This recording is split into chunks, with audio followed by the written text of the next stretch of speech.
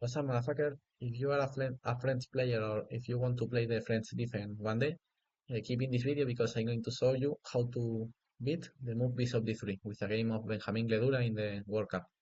And, or if you just want to learn chess or and enjoy this game, keep in this video too. If you don't play French, I doesn't play French, but I always like to improve my chess. So, Gledura versus Bayer Amdouni was in they faced the first round of the World Cup. In the first game with white, Gledura won a very good game that I analyzed in the channel. And in the second game with black, he came with the French defense to face the Bayer e4, e6, d4, d5.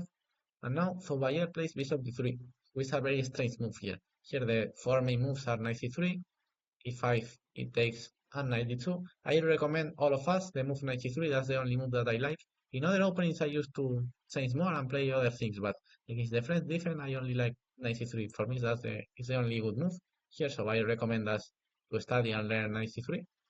I had some videos with knight c3 in this channel, but that's the best move.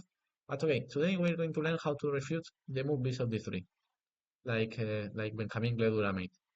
So in this video, I'm not going to analyze so as much more analysis of the opening because I think that only the Gledura games is the only thing that you need to punish this opening. Bishop d3, bad move. Okay, with black, who is the typical response here? D takes e4, of course. D takes e4, taking the pawn, winning a tempo against the bishop, bishop e4, and now knight f6, winning a second tempo against the bishop. And you're going to think, okay, why white is playing like this? Okay, I'm not sure why white is playing like this. But okay, at least white have this central pawn who give white a small special advantage. So that's the only goal of the white position. But for that reason, later we're going to break with c5 because if the white only advantage is the d4 pawn, we're going to eliminate the d4 pawn. Okay, now after knight f6, I have like three moves, but has Zubayer play bishop f3, which is the most normal. If he returns to e3, like I told, the white advantage is the d4 pawn, so we are going to trade the pawn.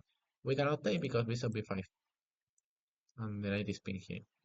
So c5, just breaking the center, he takes, and now, okay, bishop c5 is fine, and later goes for castle, and black have zero problems. But okay, knight b7 is a little bit better, and after knight c3, not take with the knight, bishop c5 here was the best move. And other thing that we can do is just defend the bishop with queen d3, but of course we're going to take the bishop, and now we have the bishop pair, which is a good advantage, and here white have not enough development to counterplay the bishop advantage, of course. And apart, the right square bishop is the good of white in this position. So knight c6, attacking the pawn, c3, h5, taking space in the king side, h4, and now e5, finally breaking the position, breaking the center, and open the bishop, which is the most important. That's why g5, e5 is so good, because who is the bishop that black have and white not have? The right square bishop. So what you should do in this type of case? Open the bishop that your opponent haven't and you have. So e5, great move here. Okay, let's see the game. So Bayer play bishop f3, who is the normal move here. Okay, let's see how many games are there here. Yes, yes, bishop f. Oh my god, I doesn't know that there are 5,000 games with bishop f3. Oh my god, no, bishop d3. Yes, it's a move with 10,000 games, and it's a horrible move. So you are going to face bishop d3 more times that I think. Before what is this statistic? Okay, bishop d3. So this video is more important that I think previously. Bishop takes, knight f6, bishop f3. Now, and now Gledura plan is just play bishop e7, sword castle, c5, queen c7, knight c6, and rook d8. Sorry, and rook d8. That's the plan of black. So it doesn't matter so much if you play c5 first or if you play bishop e7 first. He played first bishop e7, and he first decided to bishop e7, sword castle, and later he break on c5. Okay, knight e2, knight c3, that's the typical placement of the pieces by white. And finally, Gledura break on c5. You made the two useful moves, bishop e7, sword castle, and now you want the knight on c6, the queen on c7, and the rook on d8. But before play all of that, you should play c5 first, just challenging the center, and yes, just breaking the center because the good center is the only advantage for white. So we trade these pawns. Bishop b3, defending the pawn. Logical move. D takes here have no sense. I suppose that you can just take here and king takes you can just take or rook d8. Maybe rook d8 first, giving the check, and later you can take on c5. And if knight takes, okay, looks the best move, but it have no sense of this. Or you can play knight a6 to then take on c5. You have many plans with black here. Black here have no problems. So bishop b3 was the normal move. And here black should choose if he's going to take on d4 or just move the queen. Um, because okay, now white is threatening takes c5. Now this is the real threat. So Gledura played queen c7, who is the best move of the position. Queen a5 was interesting too. The idea is that after d takes rook d8, queen c1. Now okay, we can just take here. So castle knight c6. Bishop takes, but I don't like so much the move queen a5. Okay, the machine likes, but I prefer the move played by Gledura queen c7. C takes was another possibility, but okay, this position is unclear, so I'm going to recommend as the Gledura move here. Queen c7, forget the rest, and still with your plan. Bishop b7, or castle c5, and now queen c7. And now came the first inaccuracy of white. Here white should decide if he's going to short castle or if he's going to long castle, if he wants to take the pawn on c5, if he wants to maintain the pressure. All the time there is a tension here that white should decide if he's going to take or if he's going to keep the pawn on c5. And here Chevalier chose the incorrect plan of the position. He goes with queen d2 followed by long castle. Here was better just to play bishop f4. That's the best move. Queen a5 and queen d3 here. Knight c6 and knight b5 trading queens. That's the best way to play with white, but it's just to equal the game. So okay, we are with black. If white wants to trade queens and equal the game, okay, we cannot make so much. Just take knight d6. This could be a normal line. But okay, the position is more or less equal. And if white here takes on d5, now rook d8, winning a tempo, queen c1, bishop c5. That's similar to the position that I analyzed with queen e5, but the queen is better on c7. And this queen is a little bit strange on c1. So castle, here we can all play h6 or just take here and still developing the pieces. And okay, the machine say that black is slightly better, but I think that the position is more or less equal. But okay, Chevalier choose the plan with queen d2. There are not so much game with queen d2. The majority of people just go short castle. But okay, short castle is not the best too. But here, it's better just play bishop f4 with white. The problem of short castle here is that rook d8 and black is putting so much pressure into the d5. So maybe short castle is the move that you are going to face more in your own games. But just know that play rook d8 and knight c6 is enough to at least put pressure. Just rook d8 and knight c6. That's one second, this doesn't work. So okay, that's the idea. But okay, Gledura goes with the opponent of Gledura play queen d2 followed by long castle. Now rook d8, very good move of Gledura, still putting pressure into the center. Long castle and knight c6. Gledura still with his plan. Now his opponent leave the open the file with queen e1.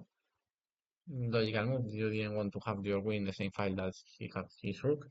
Bishop d7. And here comes the second mistake of Zubayer with d5. This move is not good. Let's see why. Okay, first king b1 here was the strong move. And black can just trade all the pieces and improve the position with bishop c6. And I prefer a little bit more black because later black can just push this pawn and attack the white king. Queen e3 and just take and rook c8 and okay, I like the black position. It's not a huge advantage, but I think that black is slightly more comfortable. The problem of d5 played by Zubayer is that here black can just take on d5 and then came with knight d4 in some lines. For example, if knight d5, just take bishop f5, and now knight b4 is coming, bishop f6, and looks like this king is going to be so weak. That's the problem of open the position with d5. That now this bishop is going to be activated and the king is going to be so weak. If bishop f4, just queen b6, and later still the attack with knight b4 or something. Our bishop d5 was the best move here, and here we have the surprise of b5. Great idea. And if knight d5, just sacrifice the pawn with queen b7. I really like this idea. Knight bc3, rook db8, attacking the pawn, b3, and still with a5.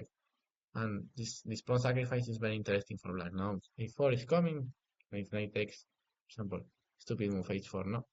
Here, if you take with it, we can just sacrifice the rook, and black is winning. Yes, it's going to be checkmate early here. So this idea of he takes d5 and this pawn sacrifice is just close to be winning for white. Instead of that, Gledura plays a more normal move with knight b4, and here white should play d takes c6. That's the best. That's the best defense in the position. Just trade this pawn, and after bishop, just take trade rooks and play e3. Now, that's the more safety way to play with white. But okay, black is still putting pressure, of course. But that's the safer way to play with black, with white. Sorry. Bishop f4 was a little bit strange. Because after e5, now this bishop is open, and now this bishop is coming to f5. That's the problem of bishop f4. Here, bishop g5 only move to steal in the game. Knight f5, knight d5, bishop g5. So okay, in this line, black wants a pawn. But okay, now of course black have a pawn up, but that's the best that white have in the position. Bishop g5. That's because bishop f4 is a bad move. And now after a5, he just returned to e3. The problem is that this is a very bad idea because just bishop f5, and why you are going to defend the c2 pawn is impossible. That's why bishop f4 and why bishop e3 is very bad because you're just losing the c2 pawn after bishop f5. You cannot defend it. He tried to find counterplay for Bayer with knight g3, but this doesn't work. Just bishop c2.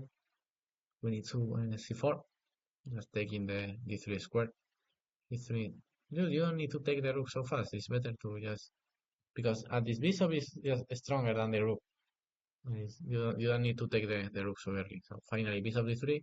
Say, okay, I want to take your rook, but I'm going to improve my pawn to d3. Taking c2 and open this fight. Queen d2, knight b5, king b8, and okay, here Zubayer resigned because he understands that he's completely lost.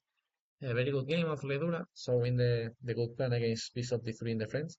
I thought that bishop d3 nobody plays that, but I saw that it's a more or less employed move. There are thousands of games with bishop d3. So I hope that you learn how to play against this bishop d3 if you are a French player or if you want to play the French someday. I think that this video is going to be so useful to learn how to beat the move bishop d3 in an easy way. Gledura just won in 20 moves. Just made the normal move. He doesn't make anything special. He just make the normal plan. Bishop e7, sword castle, c5, knight c6, rook d8, queen c7. And he just won the game in a very aggressive way. So I hope that you like this game. Gledura advanced to the next round of the World Cup. So let's see how continue the tournament. Bye bye, motherfuckers.